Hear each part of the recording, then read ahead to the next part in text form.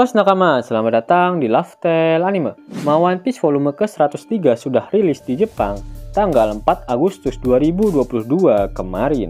Jika ada manga volume rilis, itu artinya kita juga mendapatkan kolom SBS. Nah, bagi kalian nakama Opler yang masih seumur jagung, Mimin ingin coba jelaskan sedikit mengenai apa itu kolom SBS. Kolom SBS merupakan sesi tanya jawab melalui pesan surat yang dikirimkan oleh penggemar dan hanya dikhususkan untuk para Opler Jepang saja. Yap, mari kita langsung mulai. Pertanyaan pertama datang dari Ilham, yang merupakan perwakilan dari bocil kematian. Ilham bertanya mengenai Yamato dan Fuga, yang sepertinya terlihat sangat dekat pada One Piece Chapter 1032. Sejak kapan mereka berdua memiliki hubungan terlarang itu? Oda menjawab jika sebenarnya dia ingin menggambarkannya di manga. Namun dikarenakan banyaknya pertarungan di Onigashima, dia sampai tak sempat untuk menggambarkannya. Seperti yang sudah kalian ketahui jika Fuga memiliki kekuatan seperti seekor kuda. Hal ini berawal ketika dia merasa lapar. Dia mencuri buah iblis Smile di ruangan milik Kaido. Kemudian dia memakan buah Smile tersebut. Mengetahui hal tersebut, Kaido sangat marah. Dia menjebloskan Fuga ke dalam penjara. Sementara itu, para Numbers yang lain menertawakan Fuga karena kakinya sangat aneh. Setelah melewati masa-masa sulit tersebut, Yamato mendekati Fuga yang sedang menangis. Dan dia berkata jika kaki milik Fuga sangatlah keren. Dan mulai dari situlah hubungan terlarang antara Yamato dan Fuga dimulai. Pertanyaan selanjutnya datang dari Kurniawan. Dia bertanya apakah serangan pamungkas milik King yang dinamakan Fire Dragon Emperor alias Karyu Udon terinspirasi dari makanan kari udon. Apakah King menyukai udon? Yap, betul. Teknik itu memang terinspirasi dari kari udon. Namun makanan favorit King adalah Flying Fish Sashimi. Akan tetapi, kari udon juga enak. Pertanyaan selanjutnya datang dari Bagong. Halo Oda, mengapa Momonosuke sangat mesum? Padahal umurnya baru 8 tahun. Apakah dulu kau juga semesum itu? Oda menjawab seperti ini. Masalahnya adalah sejak kapan bocil bisa dikatakan mesum? Aku tak akan mengatakan alasannya. Jika tidak, para bocil FF akan kehilangan hak mereka. Oke, para bocil FF, tenang. Aku tak akan berbicara apapun. Pertanyaan selanjutnya datang dari sebut saja dia Mawar. Mawar meminta Oda untuk menggambarkan bagaimana bentuk dan rupa dari para All Stars dan Tobiropo dari bajak laut kebun binatang milik Kaido. Oda dengan senang hati akan menggambarkannya, namun dia tidak akan menggambarkan Dias Drake karena Oda sudah pernah menggambarkan masa bocilnya. Yap, seperti inilah penampakan mereka. King terlihat membawa tombak. Sepertinya dia memang seorang fan gay-nya Joy Boy. Karena pada siluet dari Joy Boy, dia diperlihatkan membawa sebuah tombak. Lalu Queen memang sudah obesitas dari kecil, dan dia memang sudah terobsesi dengan science. Kemudian Jack diperlihatkan memang sedari kecil sudah gemar menggunakan parang. Dia sepertinya sedang memotong rumput. Lalu ada Wowo yang terlihat sedang berlatih. Lalu Sasaki terlihat sedang bermain pedang-pedangan. Black Maria diperlihatkan sedang bermain laba-laba janda hitam. Lalu Pejuan memang sedari kecil sudah menjadi objek bulian.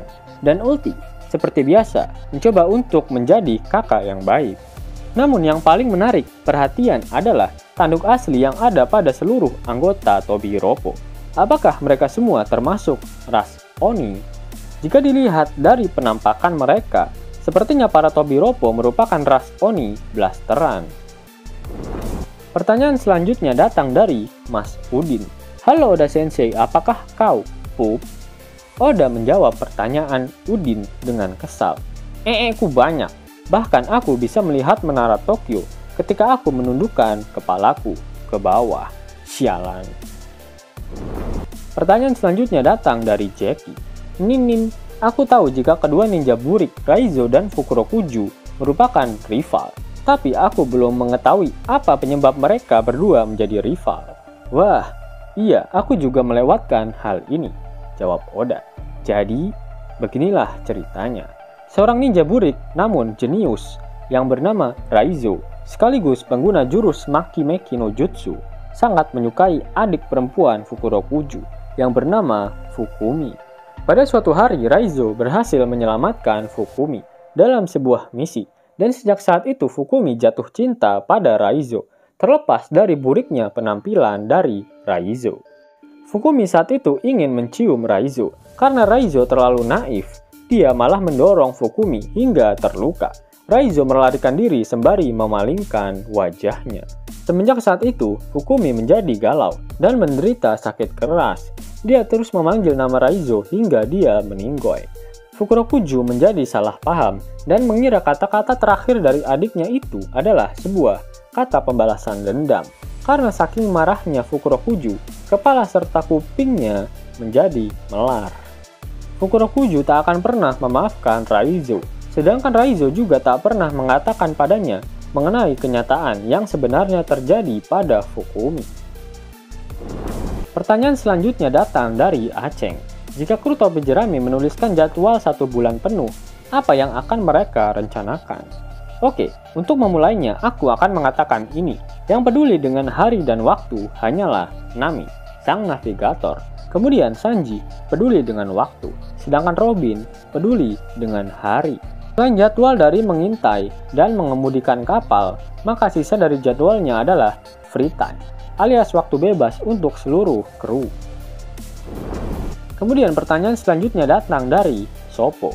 Makanan apa yang Luffy dan krunya makan di Wano yang paling mereka sukai tentunya? Oke, mereka berada di Wano cukup lama, sehingga mereka banyak memakan makanan. Dan inilah makanan dari Wano yang mereka sukai. Luffy menyukai oden, Zoro menyukai sushi, Nami menyukai oshiruko, Usopp menyukai sana misoni, Sanji menyukai cawan mushi, lalu Chopper menyukai ichigo daifuku, Robin menyukai soba, Franky menyukai tendon, lalu Brook menyukai mitarashi dango, dan Jinbei menyukai ochazuko. Pertanyaan selanjutnya datang dari Jarwo. Dia bertanya, "Hei Oda, kenapa Shogun Pakboy Orochi nggak mati-mati? Padahal kepalanya sudah dipenggal. Apakah kekuatan dari buah iblis Yamata no Orochi sebenarnya memiliki 8 nyawa?" Yap, betul. Jika kau tak memotong kepalanya 8 kali, pasti dia masih hidup. Ini adalah bagian dari kekuatannya. Memang menjengkelkan. Pertanyaan selanjutnya datang dari Adit Sopo Jarwo. Dia bertanya mengenai tubuh Apo yang semuanya berisikan alat musik. Kepalanya adalah cimbal, giginya piano, dadanya adalah drum, tangan kirinya adalah trompet, lalu tangan kanannya adalah alat musik gesek. Lalu apalagi Oda Sensei? Oda Sensei kemudian menggambarkan seluruh alat musik yang ada di tubuh Apo. Bahkan Oda memberikan alat musik triangle di bagian biji milik Scratchman Apo. Pertanyaan selanjutnya datang dari hamba Tuhan. Dia menanyakan pada Oda mengenai apa arti sebenarnya dari kata snatch yang diucapkan oleh para samurai. Karena dalam kamus bahasa Inggris, snatch memiliki arti menjambret. Oda menjawab jika sebenarnya dia terinspirasi dari aliran pedang Jigen Ryu yang berada di Satsuma. Mereka sering meneriaki kata chest, di mana banyak orang yang mengartikan jika chest yang mereka katakan memiliki arti kosongkan kepalamu dan lompatlah ke arah musuhmu. Oda mengadaptasinya, namun dia berpikir jika kata chest akan sangat aneh, dan dia menggantinya dengan kata snatch, di mana artinya sendiri adalah lemparlah kebijaksanaanmu dan namamu. Pertanyaan terakhir datang dari salah satu fan-nya Sanji, dan dia tak mau disebutkan siapa namanya. Dia berkata pada Oda mengenai tikus bernama Chuji milik Osome, yang mirip sekali dengan tikus yang pernah Sanji beri makan ketika dia masih menjadi bocil kematian. Apakah kedua tikus itu memiliki sebuah keterkaitan satu sama lain? Oke, kebaikan Sanji memang sangat bisa terlihat, bahkan bisa dirasakan oleh seekor tikus sekalipun. Kedua tikus tersebut tidak memiliki keterkaitan sama sekali. Namun hal tersebut membuktikan jika Sanji tak terpengaruh seutuhnya dengan kekuatan Germo yang menghilangkan hati nuraninya. Sanji bertambah kuat karena kekuatan dari ilmu pengetahuan yang sebenarnya telah ada di dalam tubuhnya sejak lahir. Bahkan dia mampu mendapatkan kekuatan untuk menghilang. Namun hal tersebut berhubungan dengan kecepatan. Sanji sangatlah cepat. hingga dia seperti menghilang. Jadi kekuatan ini tak dapat digunakan Sanji untuk mengintip wanita di kamar mandi. Benar-benar sangat membagongkan. Itu artinya Sanji bisa dikatakan sebagai kru tercepat di bajak laut topi jerami saat ini. Apakah Katakuri bisa memprediksi pergerakan dari Sanji saat ini? Sepertinya sulit untuk dia melakukannya. Mungkin Katakuri bisa melihat arah serangannya, tapi dia tak akan mampu menghindarinya. Pertanyaan absurd yang terakhir, sebagai bonus. Halo Odachi, aku ingin mengajak Nami berkencan. Apakah boleh? Aku meminta nomor teleponnya, biar Sanji juga tak menyadari niatku. Oke, ini nomornya, 69696969. Jangan gunakan smartphone-mu ya, tapi gunakanlah denden musi yang besar. Jika tidak, Sanji bisa-bisa melacak keberadaanmu.